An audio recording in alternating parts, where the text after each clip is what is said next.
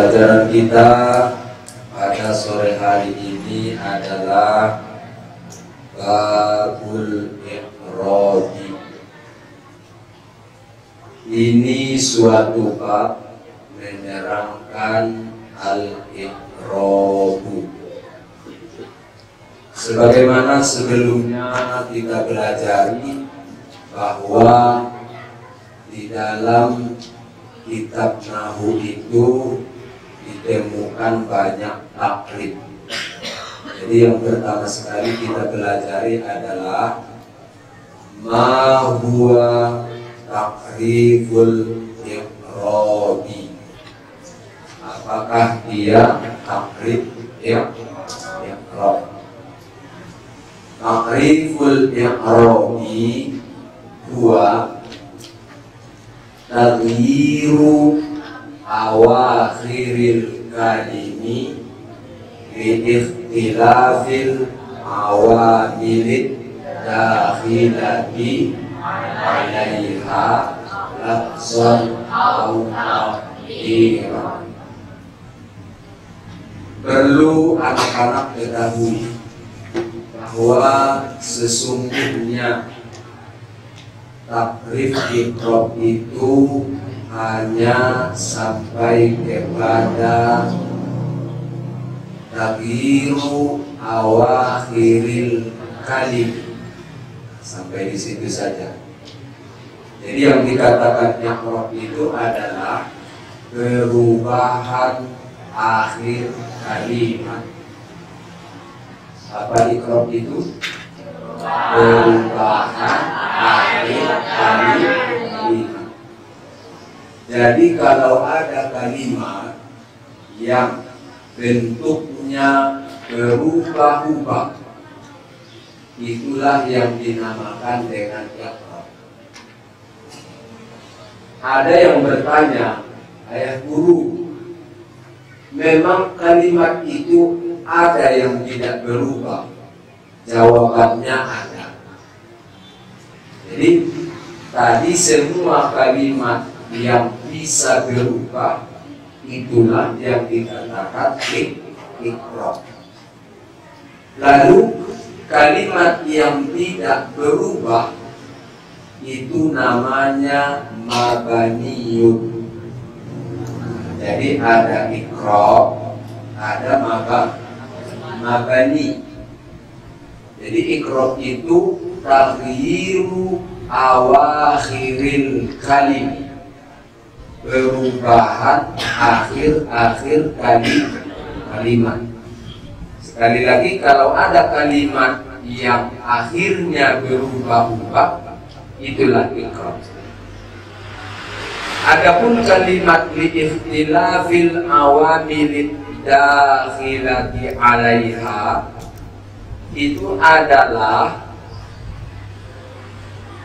alasan kenapa akhir kalimat itu berubah-ubah.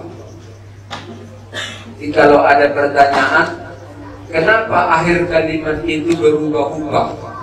Jawabannya liikhtilafil awamilid dakhilati alaiha lafzan au taqdiran. Sampai alaiha. Jadi jawabannya kenapa akhir kalimat itu berubah-ubah? Jawabannya liikhtilafil awamilid dakhilati alaiha, karena berbeda-beda amil yang masuk kepadanya. Contoh, Ja'a Zaidun. Perhatikan baris kalimat Zaidun. Zaidun barisnya dhamma. Kemudian Ra'aitu Zaidan. Sekarang kalimat Zaidannya dinasabkan.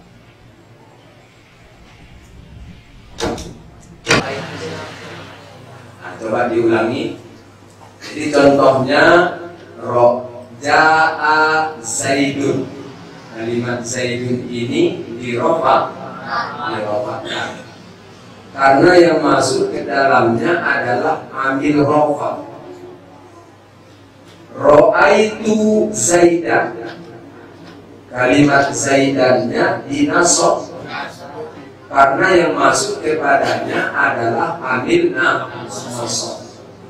Marortu bi Zaidin, Zaidin ini dikhafat karena yang masuk kepadanya amil khafat. Ini dia yang dimaksud ikrab. Tadidun berubah jadi dan, berubah jadi din. Dun dan din. Dun dan din. Inilah yang dimaksud dengan ikrab. Taghyiru awakhiril kalimi, perubahan akhir kalimat. Kenapa akhirnya berubah-ubah? Karena berbeda-beda amil yang masuk kepadanya. Jadi berbeda-beda amil yang masuk. Yang masuk kepada Zaidun tadi amil rofa. Yang masuk kepada Zaidan tadi amil nasab. Yang masuk kepada Zaidin adalah amil khafat atau amil jar. Jadi sekali lagi, li'ikhtilafil awamilid dakhilati 'alaiha, itu adalah alasan kenapa akhir kalimat itu berubah-ubah. Jadi jawabannya karena berbeda-beda amil yang masuk kepadanya. Adapun kalimat lafzon au takdiran itu adalah bentuk perubahan.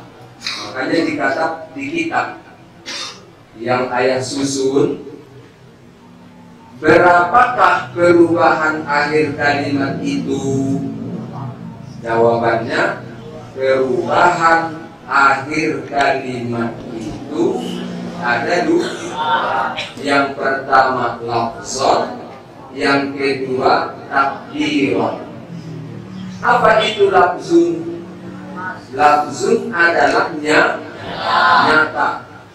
Apa itu takdirun? Takdirun artinya tersembunyi. Nah, jadi perubahan akhir kalimat itu ada dua macam. Ada nyata, ada tersembunyi. Contoh yang nyata itu tadi ja'a Zaidun, ro'aitu Zaidan, marortu bi Zaidin. Berubah-ubah tidak kalimat Zaidun? Berubah-ubah. Nyata tidak perubahannya? Nyata. Itu contoh ikrab yang perubahannya nyata. Mau nggak contoh ikrab perubahannya tidak nyata? Contohnya ja'a Musa, ro'aitu Musa, marortu di Musa. Ayah tanya gitu, Musa itu berubah atau tidak? Berubah.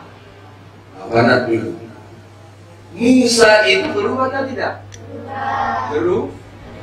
Berubah. Tapi perubahannya tidak bisa dilihat dengan mata, tapi bisa dilihat dengan ilmu. Dengan ilmu. Kenapa perubahan Musa itu tidak bisa dilihat dengan mata? Alasannya ta'adzur, halangan, berhalangan. Kenapa berhalangan? Karena akhir dari kalimat Musa itu adalah alif maksurah. Jadi berhalangan perubahan itu dinampakkan karena pada akhirnya ada alif maksurah. Tahu gak alif maksurah? Alif itu ada dua. Ada alif mamdudah, ada alif maksur. Nah, kalau alif mamdudah itu yang panjang. Alif mamdudah panjang. Kalau alif maksurah, itulah dia huruf iya yang sebelumnya baris di atas. Jadi kalau ada huruf iya sebelumnya baris di atas, itu adalah alif maksurah, alif pendek. Kenapa dikatakan alif pendek? Karena dia tidak bisa panjang-panjang. Contoh, kita tulis Musa, mim, waw, sin. Pas kita mau menulis alif ke atas, berbelok dia, nggak mau dia panjang. Coba sekali lagi, sin giginya ada 3. Sudah 3 baru alif. Pas mau menaikkan alif, mutar dia.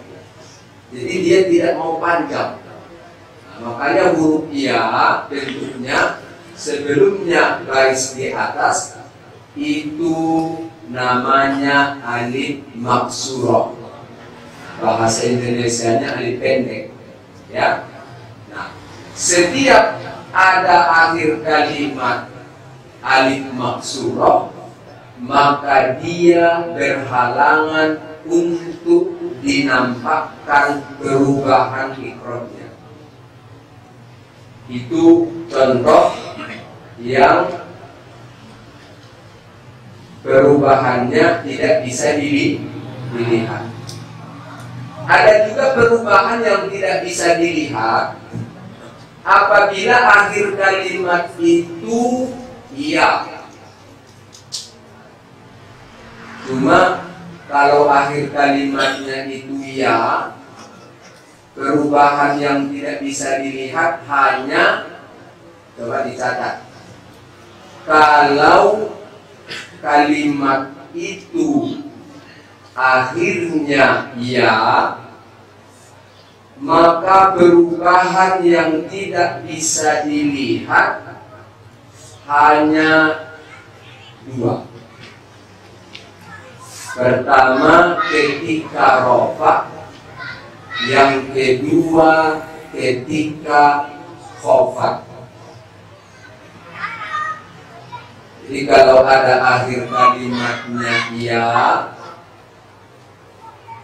perubahan ikromnya tidak bisa dilihat pada 2 tempat. Pertama ketika rofa, yang kedua ketika khofat atau ketika jar. Adapun